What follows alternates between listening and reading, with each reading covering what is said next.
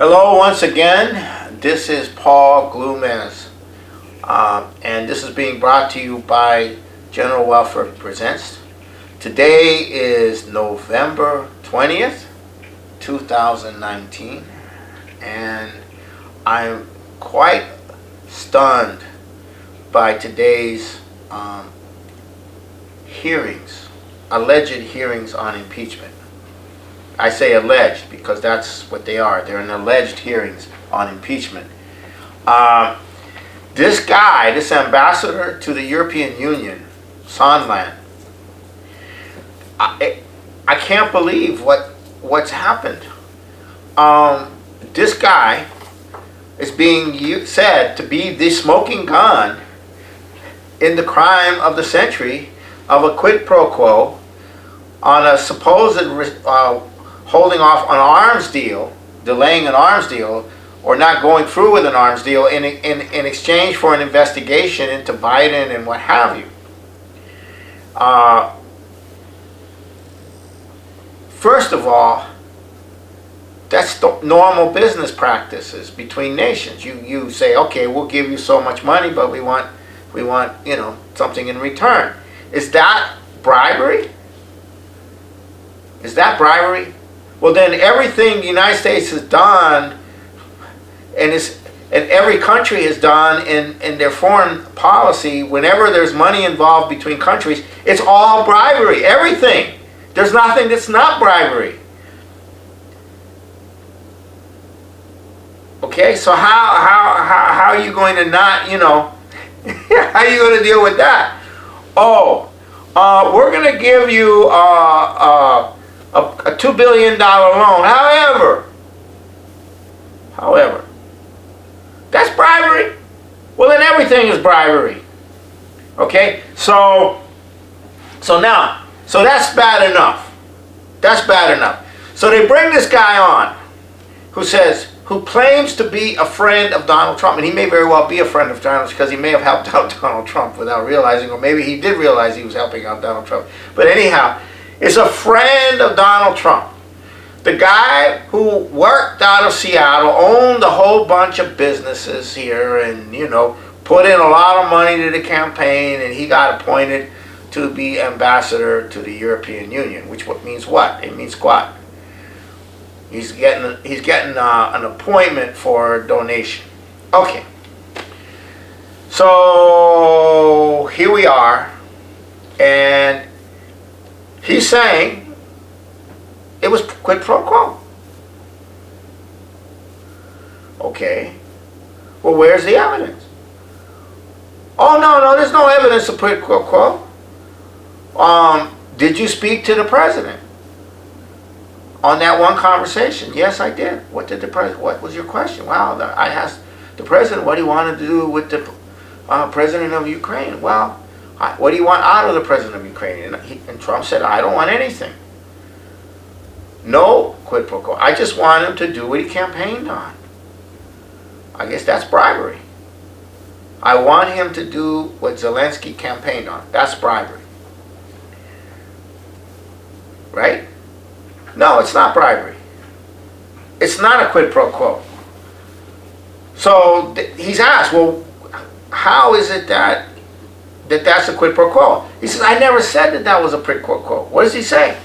He said, well, where do you get the quid pro quo? Well, that's my presumption that there was a quid pro quo.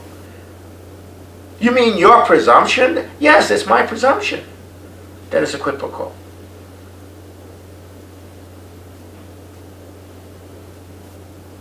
A presumption. Presume innocence, presume guilty. What is this? I have a presumption. That's enough to impeach a president, is to have a presumption. Be an ambassador, claim to be a friend of Donald Trump, and I have a presumption, and that's enough to impeach the president. Where's the evidence? Well, you're a friend, aren't you? You know whether it's quid pro quo, right? I mean, and then CNN and everybody say, we got it. We got him cold now. We got him. Bribery. And what does Donald Trump says? It's over. No quid pro quo. That's That's what he said. That's what Sondland said. No quid pro quo. There is no evidence. So this is so bizarre. This has got to be so bizarre. Are we living in the nightmare projected by George Orwell, where truth is lies and lies are truth? You know, are we living in you know, where innocence is guilt and guilt is innocence? I mean, is that a world that we now are in? Right? If you're innocent, you're guilty, and if you're guilty, you get off. Is that the world we're in? I mean, it is so bizarre. It is so bizarre. I mean, I'm like, and I was out on the streets today, and these people are all these on the campus. I was on the campus of all places, UW campus, with, you know, big Trump signs, and people were coming up to me saying it's over. Trump will be out within a matter of whatever. You know, he's done. He's gone. A lot of people were echoing the you know, the echo chamber. And I'm going, wow, this is so amazing. There's like an alternative reality going on here. Complete alternative reality. And I go out to the suburbs, I go out to the, you know, outlying areas of Seattle, set up the table, and people are like going, what is this? What is this? What is this? You know, why are they doing this? You know, and it's an amazing situation. I've never seen anything like it in my life. There's no missing 18-minute tape in the case of Nixon. You know, there's no lying to under oath about getting a blowjob. None of that's going on. You know, so what is the issue here? So well, it's very what's going on is very it's not an impeachment process. It's an all-out effort to create the forces in the population, in the Congress, in the intelligence community, in the government, in the financial community, to literally take out a president, to a color revolution, in effect a color revolution, in effect a coup. Okay. So while that's going on, that's the cover. Those hearings are merely the cover. What's actually going on is an insurrection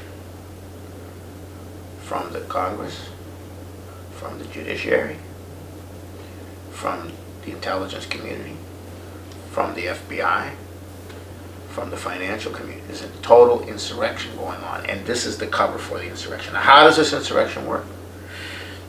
Well, Bill Barr did a presentation Friday before the Federalist Society. I'm no fan of the Federalist Society, and I'm no fan of their viewpoint. But at this Federalist Society, Barr said the following: that in Congress, 40 appointees, or something like that, I think it's 44 appointees, have been challenged with a filibuster, and cloture was needed to get the nominee through the Senate. That means everybody Trump appoints, there's a filibuster that you have to put in, you have to have a vote, closure vote, in order to, which is a whole process.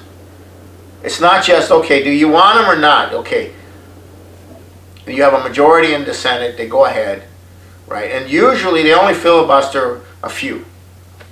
In the entire Obama administration, that only happened 7 times. Already with Trump, it's happened 44 times. That's a form of an insurrection. At the judicial level, you have 600 or so district attorneys, or judges on district judges, essentially, in the country. Anyone can issue an injunction stopping a law from being implemented, or from stopping an executive order. There have been 40 injunctions against the Trump administration.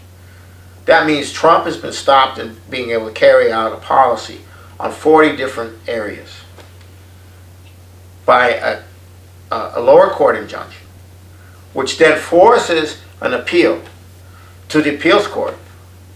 And that's a whole delay process that takes place. And then it gets appealed to the, if it, and so forth and so on. So this is a form of insurrection. It's an insurrection against the president.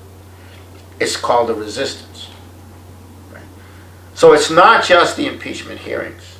It's the entire system is resisting the president. And there is an insurrection of the entire system against the president. And it's not about an impeachable crime as such. It doesn't matter. It does matter. They don't have an impeachable crime. But it's not about that.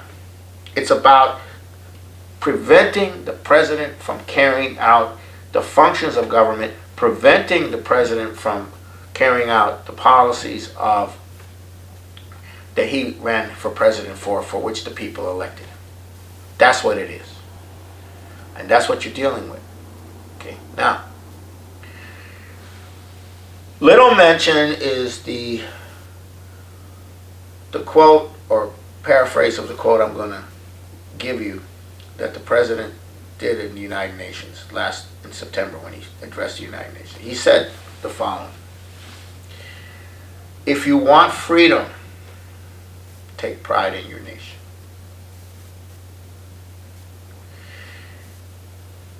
If you want peace, defend your people and respect the same of every nation. And respect their different ways, respect their different systems. Respect, if you want development, that's what you have to do." What does that mean? What's he saying? He's saying you can't have a future without protecting the people through the institution of the nation state. And going to war with all these other countries is not freedom. It's not development. It doesn't help. It doesn't help them, it doesn't help us. So his view presented in the United Nations in this very simplistic way is no different fundamentally than the views presented by Xi Jinping on a community, on a joint community of the future, of respecting every nation's sovereignty. It's also no different than what Putin is saying, respect all nations. So what's the issue? The empire. That's the issue. The empire does not wish to allow any nation to have sovereignty ever. Because any nation has sovereignty, they're going to go against the international banks and their policies. They're going to go against the genocide of these wars. They're going to go against imposing the International Monetary Fund, imposing this, imposing that. They're going to go against who? The rules-based order. And what happened in the hearings, in the first day of the impeachment hearings? Bill Taylor, George Kent, the rules-based order has been maintained throughout the Cold War, and now we're maintaining it against an aggressive Russia. And yes, our mentors were Kissinger and Zbigniew Brzezinski. Trump is going against the rules-based order. Trump is going against the rules-based order. Rules-based order is not sovereign nation state-based community of principle between sovereign nation states. No, it's the rules-based order. What do they mean by that? The IMF, the World Bank, the City of London, GATT, World Trade Organization, NAFTA, the TPP, the rules-based order. You either do as we tell you international financial system goes. You are not allowed in Europe to be sovereign as a nation because of the rules-based European community, the rules-based order. Where the hell does he get this rules-based order thing? That's what they all say that. What do they mean by that? It means we have an empire and we set the rules and you better follow the rules or else we're going to sick these terrorists on you. We're going to overthrow you with a color revolution. That's what they mean by that. But there's another system coming in. Yes, indeed. It's the new paradigm. It's not a rules-based order. It's a sovereign nation-based order. And this has its own institutions which are growing. The BRICS, the Shanghai Cooperation Organization, SCO, the Regional Comprehensive Development of Southeast Asia, the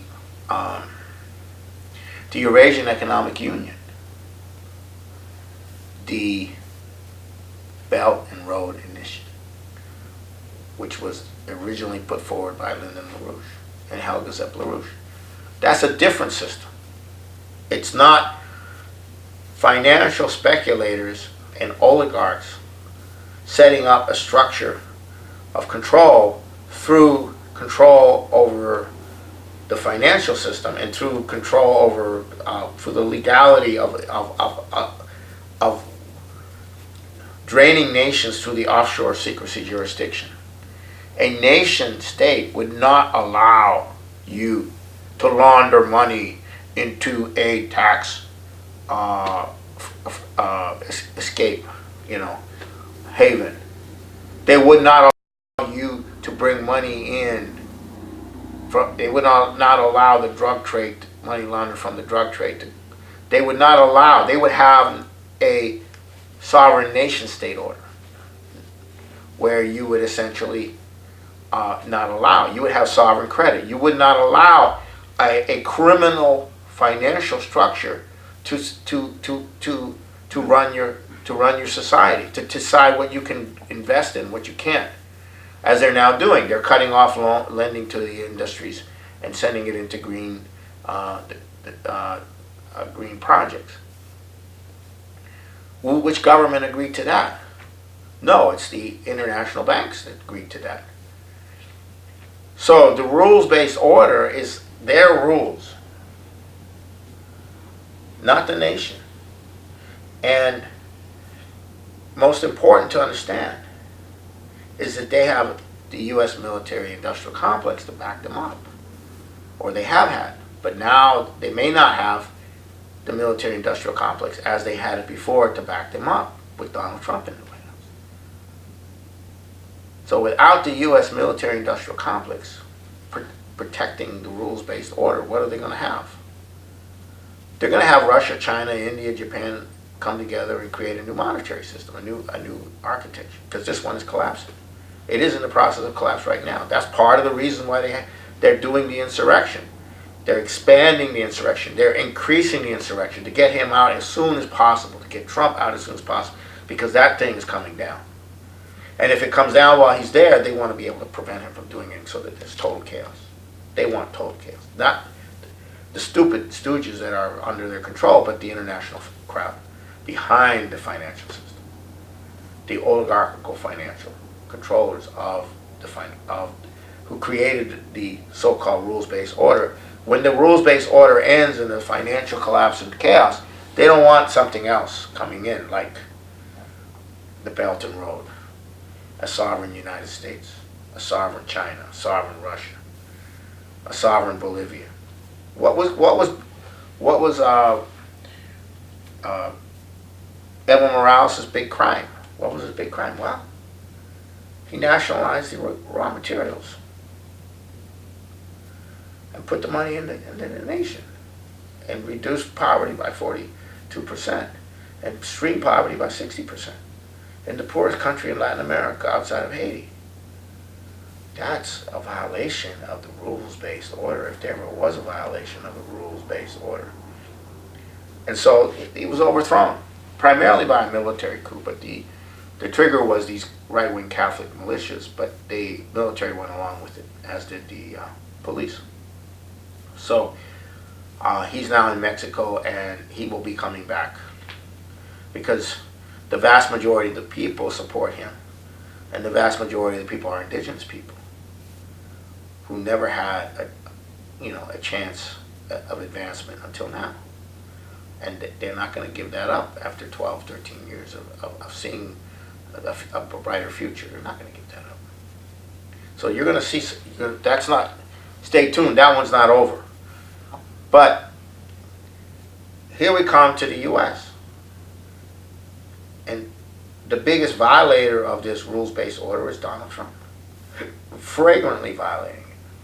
Yes, he has a bunch of evangelicals going with him, and he has a bunch of others going with him, but they're not, they're a real problem, but he's not coming from that perspective. He's coming from the perspective of how do you end the rules-based order so that nations can reestablish themselves, reestablish their development. And that's what it's all about. He's doing everything possible to bring down the rules-based order. And other nations should work with him to do that. So I'm just totally amazed at these hearings that I've seen since last Wednesday. They've been going on for a week now. I'm just totally amazed at the fact that there's no evidence being presented of any crime, any wrongdoing, or anything. And yet, they have imprisoned the population in this spectacle that has nothing to do with any crime. And I find this absolutely incredible. And it's not going to end. I don't know where they're going to go next, but maybe they'll have a bill of impeachment based on Sondland's presumption. We presume that Mr. Sondland is a friend of Donald Trump, and Mr. Sondland would know, whether he has any evidence or not, that indeed Donald Trump did quid pro quo, which is not a bribery anyhow, but we're going to call it bribery, and we're going to indict him on bribery. And then we're going to put that into the Senate as an impeachable offense. Do they think the population is that insane that they would go along with that? Yes, they do. Do they think the population can be that suggestible and that malleable that they will just melt? We need to get him out because he's not a good guy. Are they that dumbed down? Do they think the population is that dumbed down that people will go along with that? We can just force out this horrible interloper by the name of Donald Trump. Do they think that? Yes. And are they desperate? Yes. So they're putting all the spin on, maybe all the spin, everything onto this thing. It's going, and all the assets of the empire are being deployed now, everywhere in the world. Whether it's the right-wing Catholics going off the deep end because the Pope has gone against Christianity, or whether it's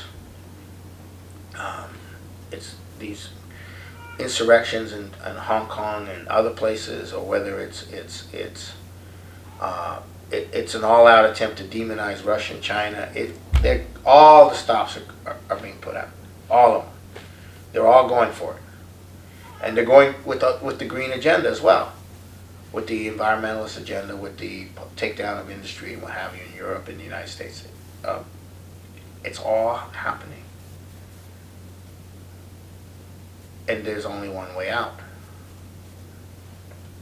The sovereign nation state is the only entity that can act on behalf of the people and can act in concert with other nations to establish a different system.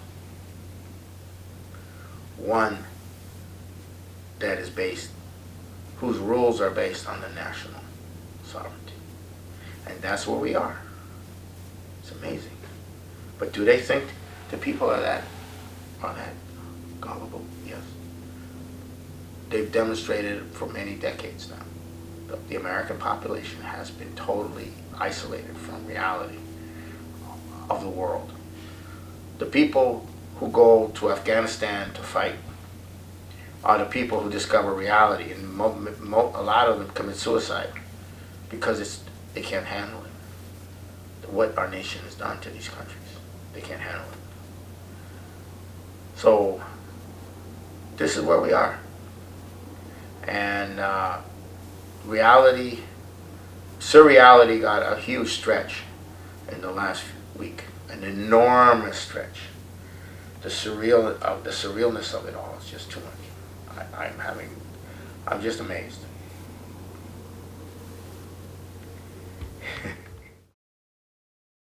Common stock investments have helped to make our country prosperous and powerful. Owning a share in American industry is like owning a share in the future of our nation. But remember, John Q, there is a risk as well as an advantage in owning any kind of property. So get the facts before you put your money to work.